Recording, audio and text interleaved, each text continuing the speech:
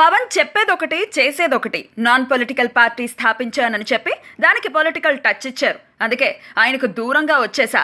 పవన్తో cinema చెయ్యను, నాకు నచ్చని పని ఎన్నటికీ చెయ్యను అంటూ పవన్ కళ్యాణ్ పై స్టేట్మెంట్లు ఇచ్చి ఇప్పుడు టాక్ ఆఫ్ ది టౌన్ అయిన వ్యక్తి పీవీపీ ప్రసాద్.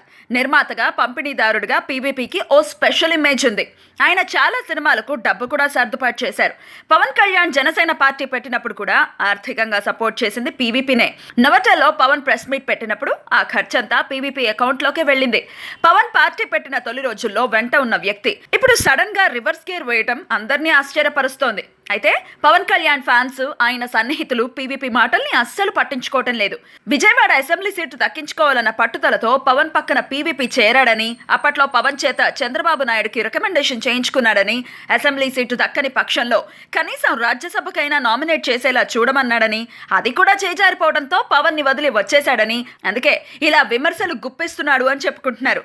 అంతేకాదు, ఆ మధ్య పవన్ తో ఓ సినిమా చేయడానికి తెగ తిరిగిన పీవీపీ ఆ అవకాశం కూడా లేదని తేలటంతో ఇలా ప్లేట్లు మార్చి పవన్ పై విమర్శలు చేస్తున్నాడన్నది పవన్ సన్నిహితుల వాదన. ఏదేమైనా ఓ నిర్మాత పవన్ ని ఇలా విమర్శించడం టాక్ ఆఫ్ ది టౌన్ అయింది. పవన్ దీనిపై స్పందిస్తాడో లేదో చూడాలి.